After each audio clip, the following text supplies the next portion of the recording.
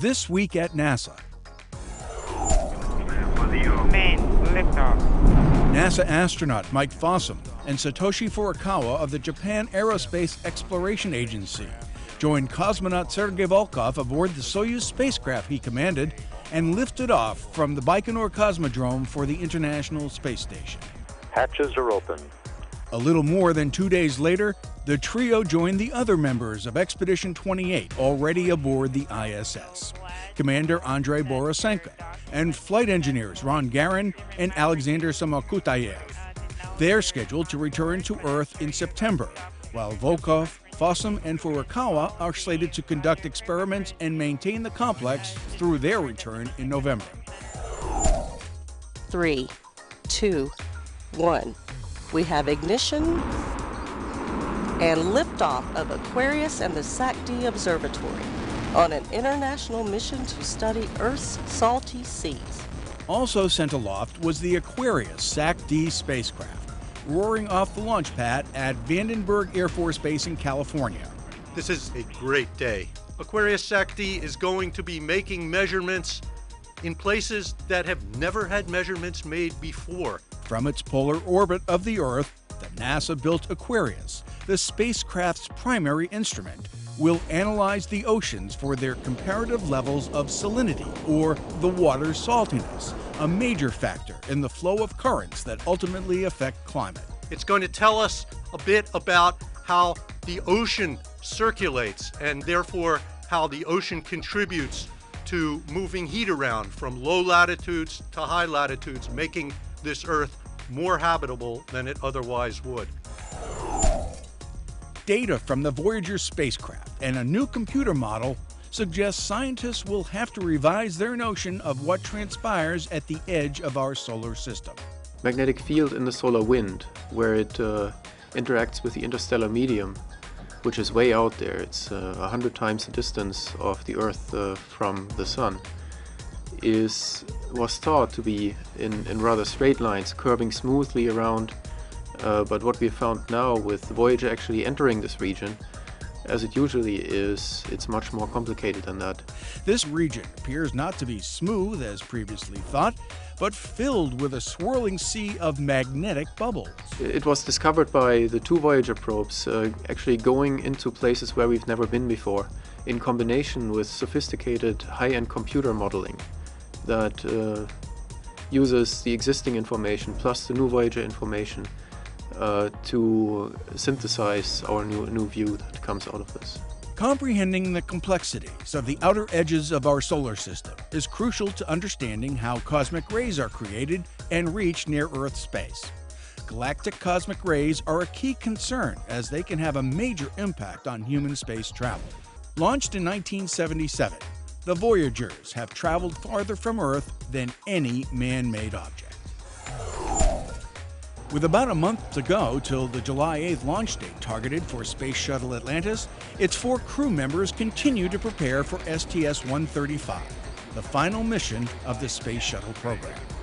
STS-135's commander, Chris Ferguson, pilot Doug Hurley, and mission specialist Sandy Magnus and Rex Walheim will use Atlantis to bring one last batch of supplies to the International Space Station before the shuttle fleet is retired. Well, I certainly feel honored to be part of the last crew. You know, I think that I feel the most honored about it is it requires a special skill set to operate with the crew for, and I'm very flattered that it's felt that I have that skill set that is needed to do that. I'm very, very flattered by that.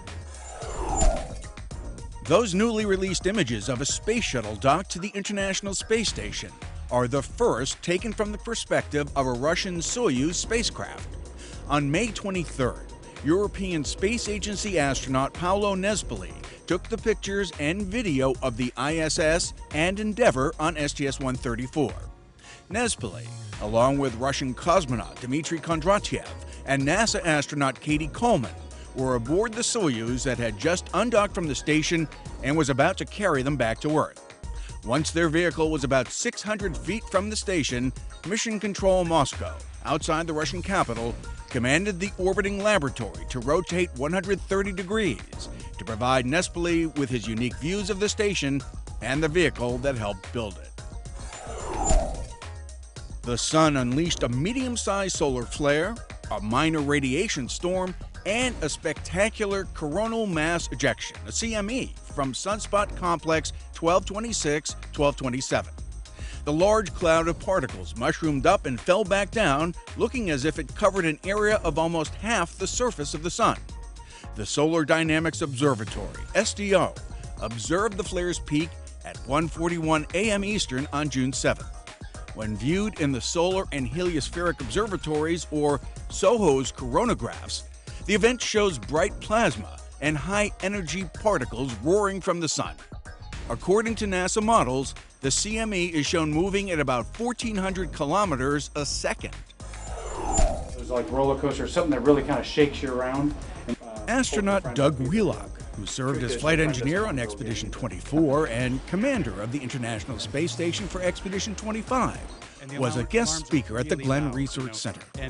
Wheelock encouraged students from area schools to dream big when planning their education and career path. Wheels, as he is known in spaceflight circles, also shared with Glenn employees the highlights of his nearly 6 months aboard the ISS. I'm still standing there at the computer, and the alarms, and you'll hear those in the video. We captured the sound of the alarms, and the alarms are really loud, you know, and we have cautions and warnings, and they're red lights, yellow lights, everything flashing, lights turning off, fans shutting down.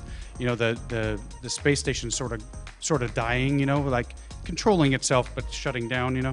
His efforts, along with those of crewmates Tracy Caldwell Dyson and Shannon Walker, helped to restore the ISS to full function after a faulty pump module caused the emergency shutdown of half the station's external cooling system. On October 25, 1961, NASA announced plans to open a rocket engine test facility in Hancock County in South Mississippi. The result was the Stennis Space Center, and in honor of this milestone, Stennis opened its doors to the community to celebrate 50 years of contributions to the U.S. space program. Activities of the day included speakers, exhibits, demonstrations, and interactive activities for children. Attendees also met former astronaut Scott Altman, shuttle commander of the final Hubble servicing mission. This NASA helium weather balloon is carrying not only the experiments, but also the hopes of 4 teams of high school students. They're the finalists in NASA's second BalloonSat high-altitude flight competition. The Glenn Research Center hosts the national competition, which offers high school students an opportunity to experience an authentic flight mission from start to finish. 3, 2, 1, let go!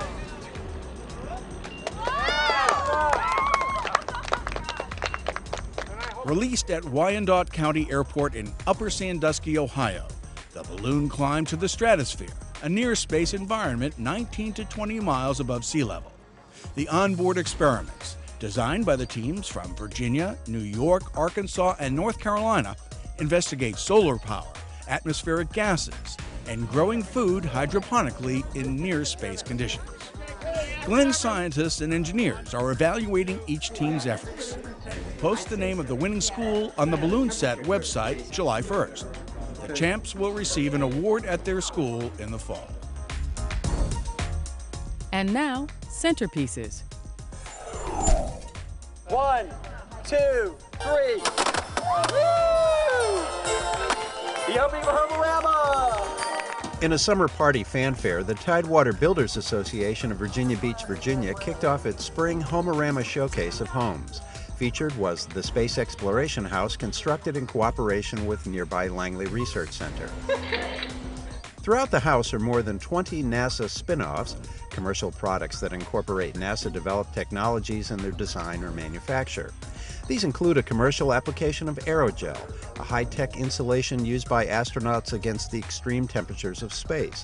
Other products and systems on display that have spun off from NASA research and development included light bulbs, cosmetics, clothing, footwear, aeroponic gardening, and baby food. I am a sponsor of NASA. I believe in it, and I just can't tell you how excited I am to have NASA participate. The Homerama spotlight on NASA was shared with former astronaut Susan Kilrain, who in 1997 piloted 2 space shuttle missions.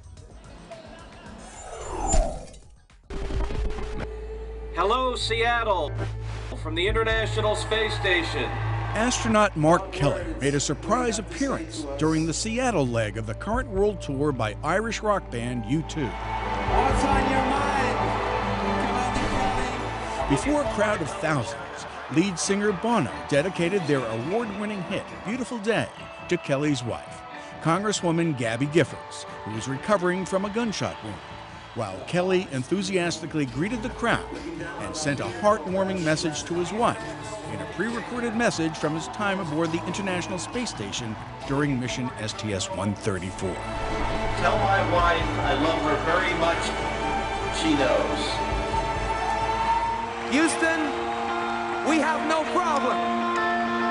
U2 has worked with NASA and the International Space Station throughout their tour, having previously linked up with Belgian astronaut Frank De Winne, NASA's Mike Barrett, Bob Thirsk of the Canadian Space Agency, Koichi Wakata of the Japan Aerospace Exploration Agency, and others. And that's This Week at NASA. For more on these and other stories, log on to www.nasa.gov.